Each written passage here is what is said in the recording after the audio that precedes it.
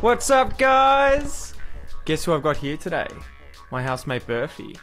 So Berfi, I decided to drag her onto the podcast, film it live. She's a bit nervous, but she'll be fine. Yeah, hopefully. And I thought that I would just interview Berfi about moving to Australia from Turkey, learning Australian English, what your experiences have been in Australia. So I guess to start with, can you tell me about where you grew up in Turkey? Actually, I moved a lot in Turkey, but yeah, in the last 6-7 years, I was in Istanbul. Yeah, I just came here like 10 months ago. And what made you pick Australia out of America, the UK, Canada, New Zealand, South Africa? No, like I think, like that time, almost every country has their own problems right now. Like US has something going on and UK has this Brexit. So I was just thinking about Canada or Australia actually, and I wanted to be in an English speaking country for sure. I just didn't want to deal with another language after my 25 age. And so yeah, I choose Australia, but I really like it. It's so different from everywhere else I've been before.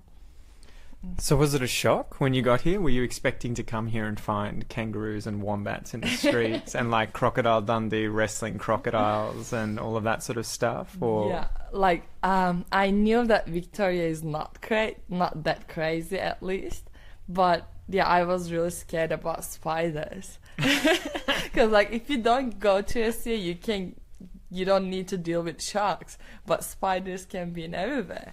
And I've just seen like 2 really big ones, 2 huntsmen, but yeah, they were dangerous. So were they in your house or? Yeah, in my room actually. And what did you do to get rid of them? How did you protect yourself? I used vacuum cleaner to kill them, but after I did this, I learned that they might not be dead even if you vacuum them. Poor little guys are probably stuck in the vacuum for like a month.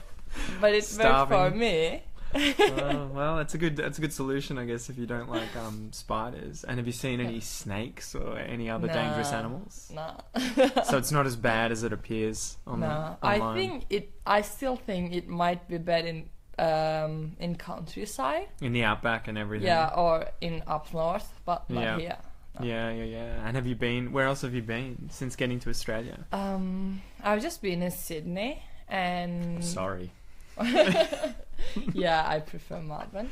Whatever. And I've been in a festival in countryside of Victoria, but I don't know where, actually. You can't remember where? Or you don't know where? It was like a really, really small town. Maybe it's not even a town. I'm not sure. Oh, so. Crazy. And what's on your bucket list of places to go and see? What do you want to go and see most in Australia?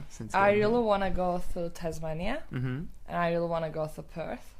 Mm-hmm. And everyone is talking about East Coast, so I need to do it at some point. But for me, I really want to see Perth and Tasmania first. So what about Uluru? What about the desert? Are you keen to see those places or not so much? Yeah, I'd like to, but it's just too hard to go there.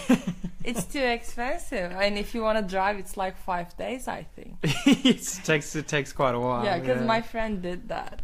And she said they were like 2 drivers on the car and they were both driving and it takes like 5 days.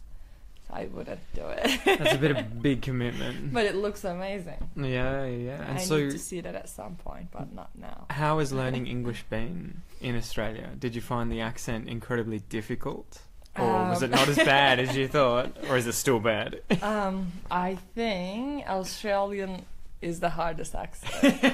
Maybe like somewhere in UK might be hardest, but but in general Australian is pretty hard. And when I first came here, it was like really, really hard to understand because my first housemates were from country Victoria or Tasmania. Yeah. So it was really hard to understand them.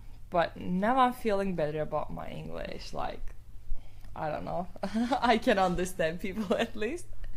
And maybe not the accent itself, but the slang is so complicated in Australia. Have you learnt many slang words? I think, a bit, not too much. Where did we just go? Huh? We just went for a walk to get some ice cream, and what's the slang term for the place we went to? Oh, kindies. There was Kindies was on the way with the servo, right? Oh, servo, yeah. Well, I knew that one from the videos. I watch a lot of YouTube videos before I come here. Because, I heard that Australian is kind of different, so I searched a lot. And I watched a lot of videos about Australian. So. Yeah, no, crazy. And so, what do you miss most from home? What's a big difference between Australia and Turkey? I miss my food. Your food. Actually, the food is so good here. Yeah, it's good here. Yeah, I mean, there are a lot of options. Yeah, and none of the places you go for eat, it's not bad at all. Everywhere is. Everybody's better than okay. Yeah. In Turkey, there are a lot of shitty places. There's a lot of average places, but then there's the ones that are really good at it. Yeah, and the food itself is so good. Turkish food here is not good, but in general, food here is so good, and there are a lot of options, a lot of different cuisines and stuff. And so, what was it like finding a job when you got to Australia?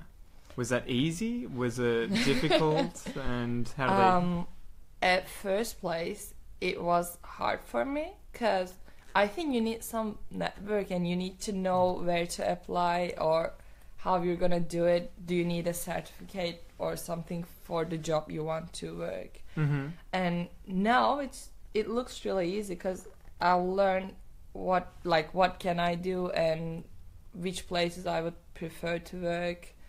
I don't know, certificates and what I need to do. I know now. So I think I would find a job easily now. Yeah, if you just got here. Yeah, but I think it depends on people though. If you know someone here, it would be very easy. I just came here by myself without knowing anything and anyone here. So what would your advice be whether it was to other Turkish people or just anyone who got here and was obviously learning Australian English? Yeah. What advice would you have to them with regards to finding a job? Finding a job, probably if I was planning to come here now, I would search more, about what can I do here. So don't just settle for the first thing that you come across. You're I don't know. I would search online more too because everyone told me that if you just go there and bring your resume, you would find something. But it's not working like that, I think. So how did it work? How did you get your job? You need to do some small talks and stuff. You need to convince people that you can work there. Because if you're a foreigner, they would think that your English might not be enough to work there. So don't just go in, give them the resume and walk straight out. Yeah, just talk with the people and just try to convince them that. And okay, another thing. Yeah. I think in Australia, small talks are really important. Really? Even if you're buying a coffee or something, the barista would talk to you about how's your day been, what are you doing, or I don't know. Oh, it's a good day, isn't it? Some small talks. So even if you can understand people, I think they would want to see that you can do that. And that you're friendly and open to doing that, more so than that you can just do that. So if you're going to a place to bring your resume and stuff, you just need to talk a bit and being nice to the people, manager of the place or whatever. And would you say that it's hard to get a job in Melbourne? Are there a lot that are available, or is it incredibly competitive because a lot of people want these jobs? Yeah, there are a lot of people, but there are a lot of jobs as well. I think it's not hard in terms of the availability, but you just need to be confident and be more friendly, as you said, more open for those stuff. Oh, cool. I think it's about experience. You would fail in first 3 days maybe, but if you keep doing that, you would find something. You got to keep getting back on the wagon and keep giving it a go. I guess also you have some Australian friends, which is pretty rare for people who've just arrived in Australia to meet and become really good friends with Aussies. Yeah.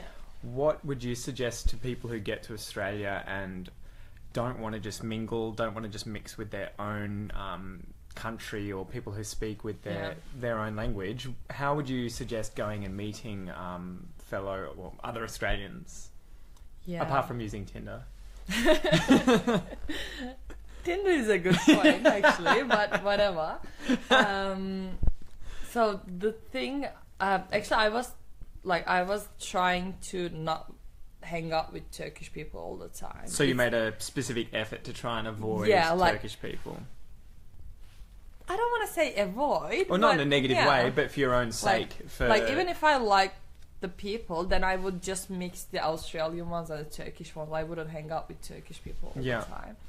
That always blew my mind about you. Every time you have Turkish people over at the house and I walk into the room, you just switch to English and I'm always like... Yeah, but they're they live here for, I don't know, a couple of years as well. Yeah, yeah, we need to get used to it. So what can people do then? I think, the thing I did is, I went to a lot of different, events and stuff, and I think being open to the people is the key. There's a language exchange event on Wednesdays in a bar, and I was going there for, I don't know, for a month or something. I was going there every Wednesday. Then I made a really good friend from the bar.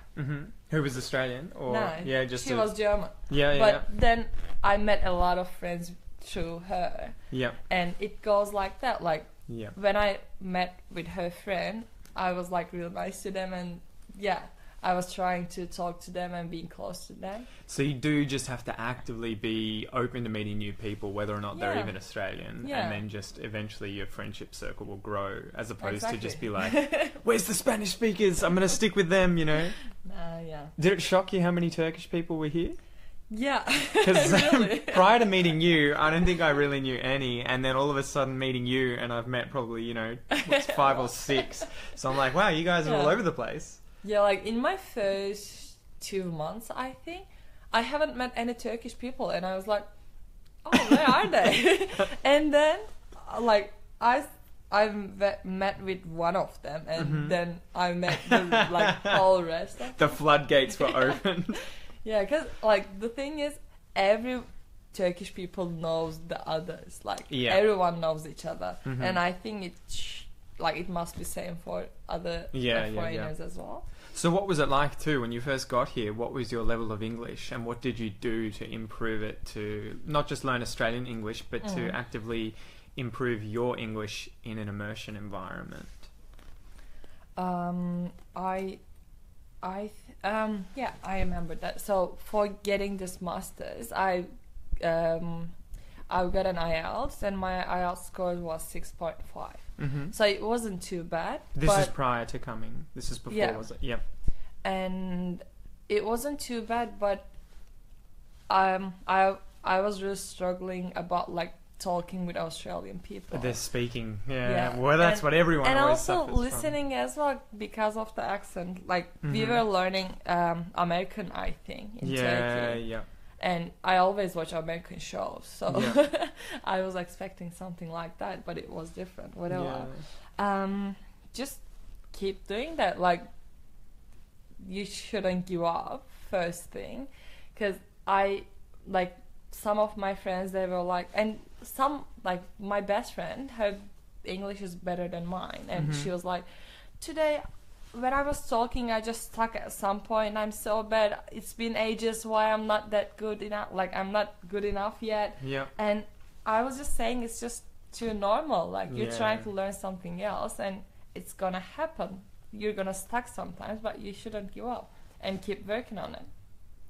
So I was just trying to talk with people every day and trying to get used to those small talks. Yeah. And after I started to work here, so I'm working in 2 jobs right now. Yep.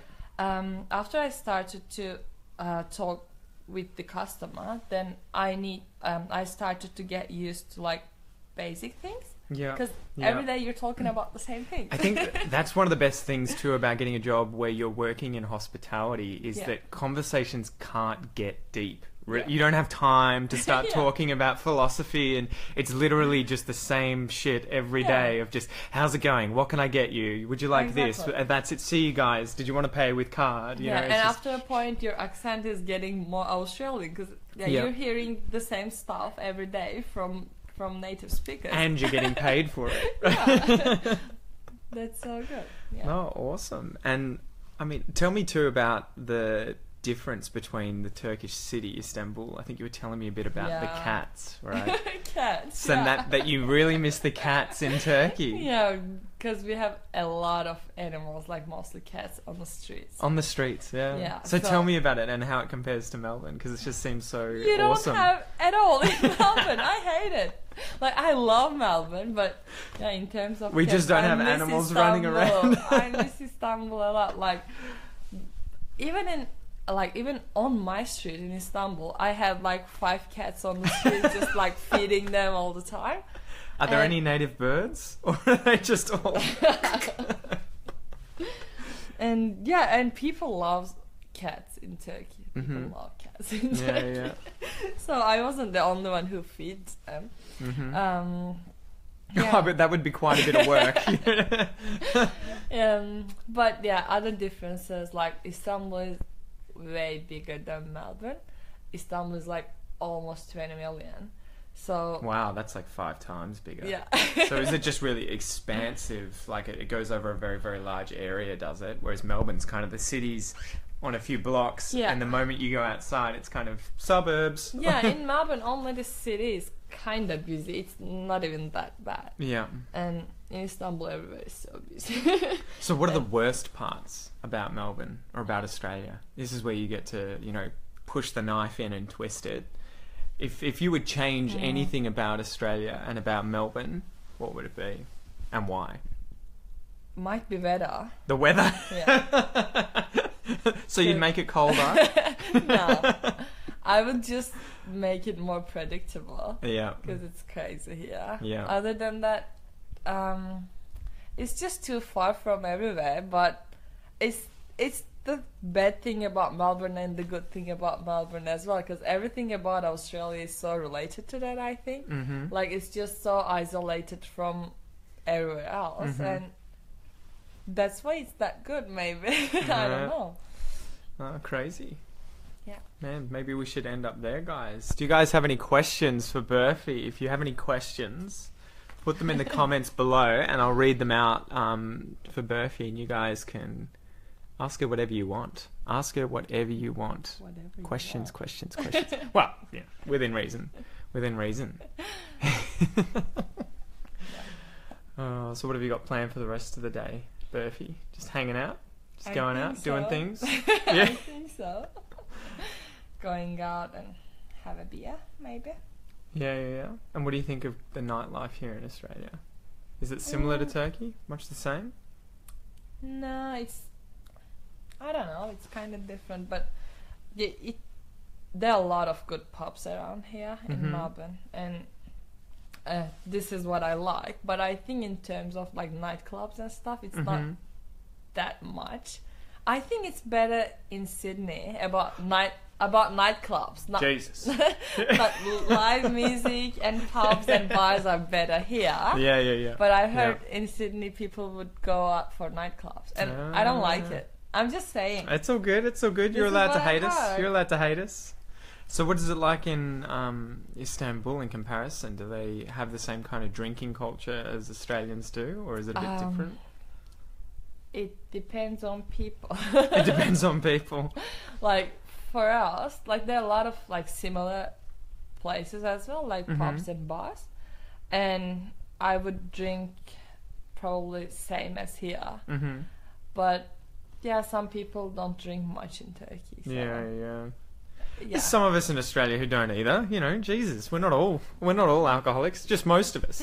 Most of us. Yeah. I never met a guy or girl doesn't drink here. Yeah. Well, there's not really any reason to not drink, I guess. Yeah.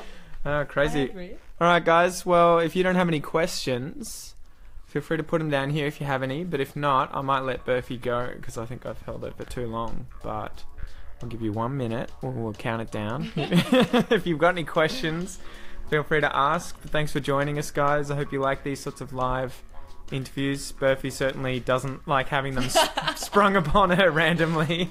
All good. All right. Looks like there's no questions. Well, thank you so much for coming, Berf. I appreciate it. And thanks for watching, guys. All good. See ya. G'day guys, if you like the episode, make sure you smash that like button, share it with your friends and subscribe to the channel to see future episodes. If you want to support me, you can become a patron on my Patreon page and donate as little as $1 per month. And if you want to learn Aussie English fast, sign up to the Aussie English Classroom via my website. The link's below and you'll get weekly lessons. Thanks guys, see you soon.